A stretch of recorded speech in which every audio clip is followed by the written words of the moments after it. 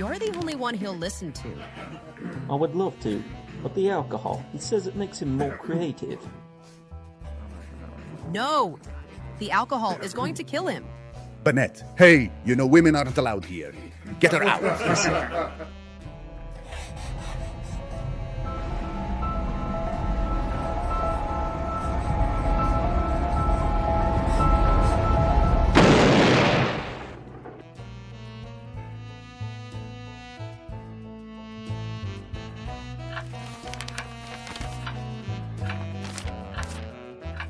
Sad. He was so close to finishing the great American novel. Welcome back to Like-Minded Arts. I'm Brent Lindstrom, and today we are going to be talking about writing your first book. Don't forget to stick around to the end where I'm going to talk about the Bad Muse short that I just did. When I started writing, I found out that there are a lot of people who want to be writers. Oh, yeah. I would always have somebody come up to me and say, "Oh, you're writing a book? One of these days I'm going to write a book, and it's going to be about this or that." I was surprised by how many people there were actually that wanted to write a book. But there's a difference between them and us. The difference is they will never actually write it. You, however, you are different because you have committed to being a writer. You have committed to writing that first book. And let's be honest, writing that first book can be very daunting. When you think about how many pages are in a 1-inch to 2-inch thick novel, that's a lot of writing. When I was in college, back when I was still wanting to become a finance guru and not necessarily a writer, I had a buddy who was actually doing some writing, and I asked him, "How is it that you get through that entire novel?" His answer to me was, "Oh, it's easy. All you do is write 1 or 2 pages a day, and then within about a month or two, you're completely done." This actually blew my mind. I never thought of it like that. 1 to 2 pages a day, that sounds very doable. Later on, when I decided to become a writer, that stuck in my head as one of the things that helped me get through my first novel, and I hope it'll help you get through yours too. Just worry about writing 1 to 2 pages a day. But what are you going to write about? So let's say you already have a story figured out, but you don't know how to go on from there. In my experience, there are 2 kinds of writers. There are plotters and there are pantsers. So let's talk about them. Maybe you've heard it before, but a plotter is somebody who plots out their book entirely. They'll go through beat by beat, scene by scene, chapter by chapter. They'll get the beginning, middle, and end all figured out and write that down on a spreadsheet or on some other kind of document so they know their story before they ever start writing. Pantsers, on the other hand, they fly by the seat of their pants. Now, I've done both ways before. I personally like to do plotting. When I try pantsing my way through a novel, I find that it gets stuck a lot more. But there's some people who just have a really innate sense of story, and pantsing is the only way they can do it. And I'll admit there is an allure to pantsing because when you start having a character take you on a journey, you don't necessarily know where that journey is going to take. Pretty fun, actually.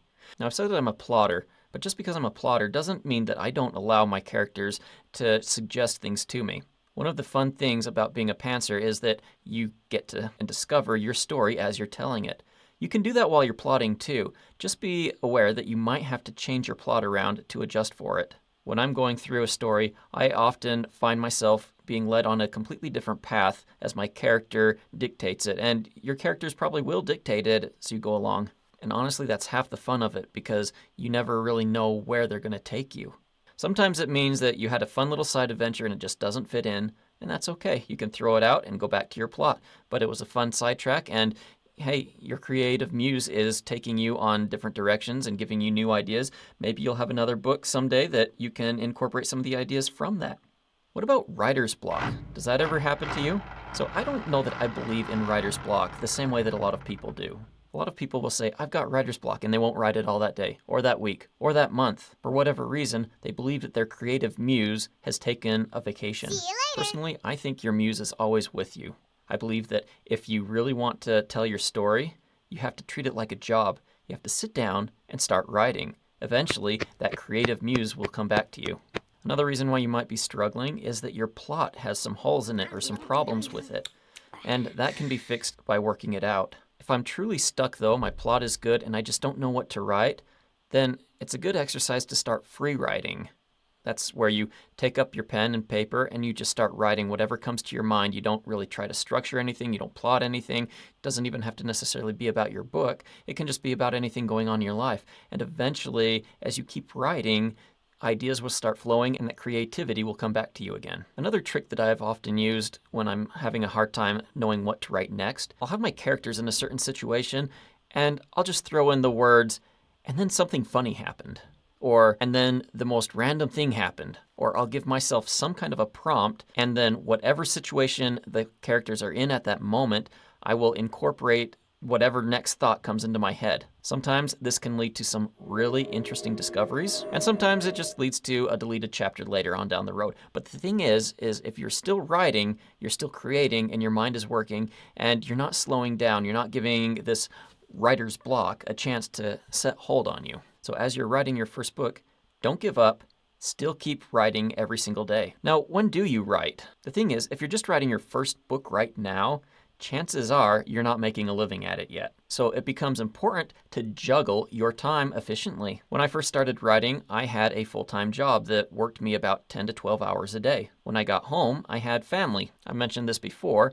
At the time when I became a writer, I was deciding whether or not to take a second job. At the time, I needed a little bit more cash, and I thought maybe writing would be a good side gig. It's a side job that I can do while at home so I can be around the family. I quickly learned, though, that there was some issues with that. The problem that I found was that after coming home from a long day of work, have dinner with the family, retire to a room, and start typing away on the book, my family would occasionally come in and disturb me. They'd want to talk to me. And that was the whole idea of working from home, is that I could be around them more. However, I found that I could not juggle the responsibility of my family with the need to be writing in my book. And something happened to me that I didn't really experience a whole lot aside from then.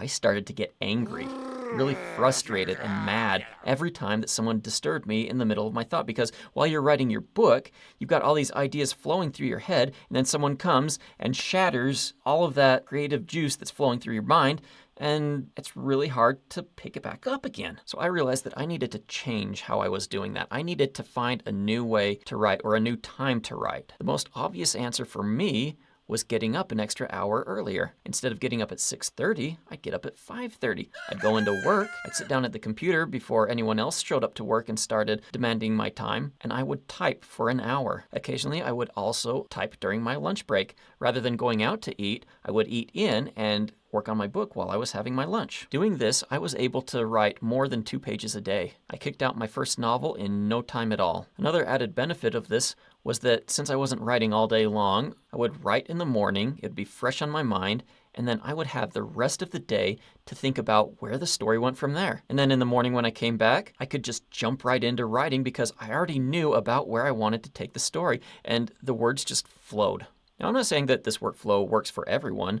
We're all different. We have different work schedules. We have different family obligations.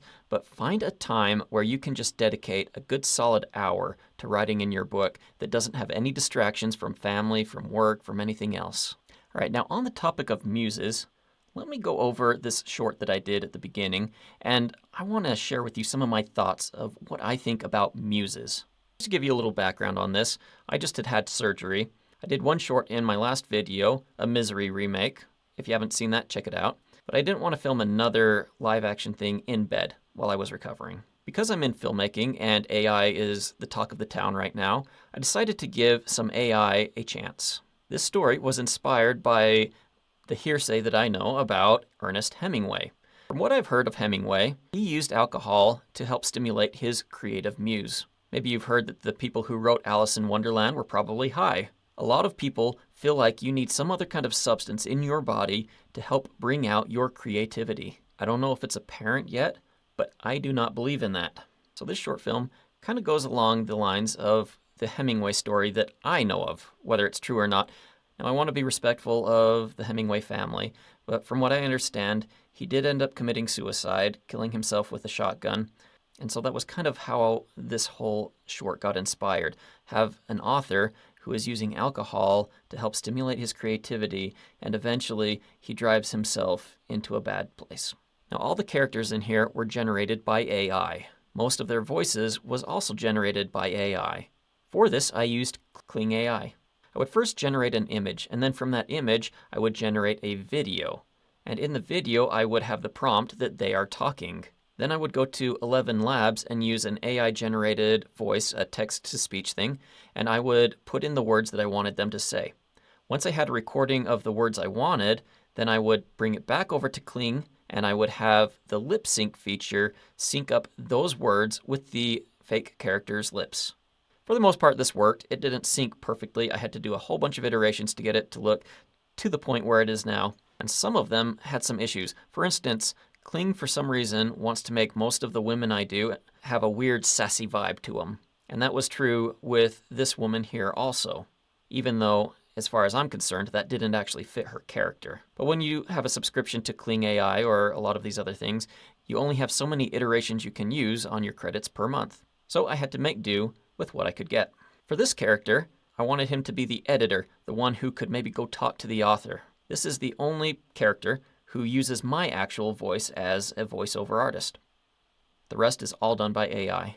This was a fun clip because even though I could get a little bit of continuity from Kling, there was a lot of times where things were just a little bit too random for me to predict. So in this one, I had this guy in the background who shows up.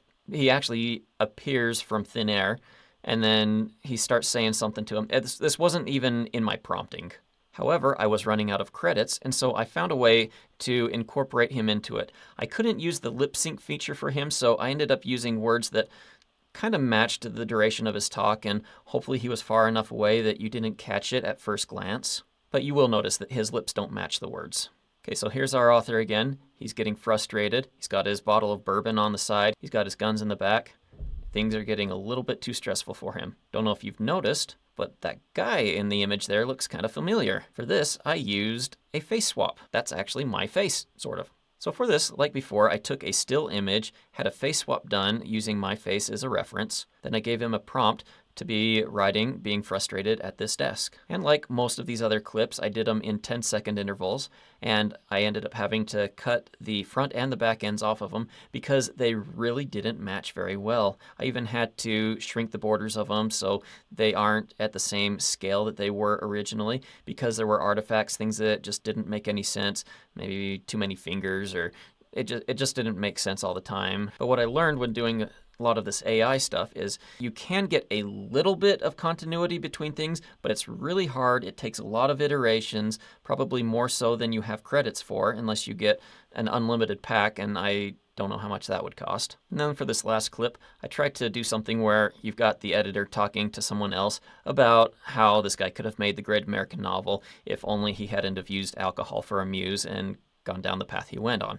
Now, the problem I had with this one is that I could not get the continuity to match up. So I just made it seem like it was a completely different person talking to someone else about him. So yeah, I'm introducing a new character at the end of the story. It doesn't really tell the story in the way that I probably would have wanted it to end. However, if that's the one thing I've learned about using AI-generated videos, is that sometimes you just got to be adaptable and you've got to work with what you're given. In the end, I'm pretty happy with how this whole AI experience turned out. If it's taught me anything, though, it's taught me that AI is not going to completely get rid of us as creators. While it's getting better all the time, it's not a foolproof solution to everything you need. I ended up burning through almost all my credits for this month on it, and it still has a lot of problems. But where I do think that these AI videos will come in handy is that it will allow us to put inserts into things that maybe we would have had to go out and shoot ourselves, but we can just put a couple of B-roll clips in. And maybe eventually it'll get better so that you can actually do entire sequences that make more sense than this does. But like everything, I believe that AI is going to be a tool that democratizes filmmaking.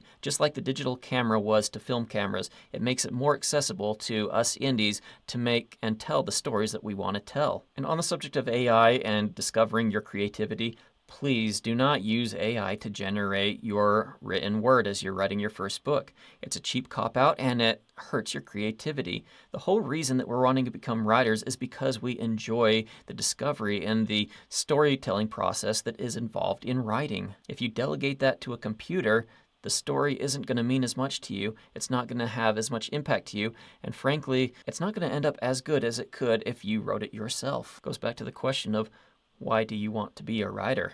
Is it so that you can learn how to program an AI to talk more like you do? or to tell a story like someone else did. No, we are looking to tell your story in your voice using your creative mind and having a lot of fun doing that at the same time. If you found this video helpful, please like and subscribe, and stay tuned for our next video, and check out our website at www.lightmindedarts.com.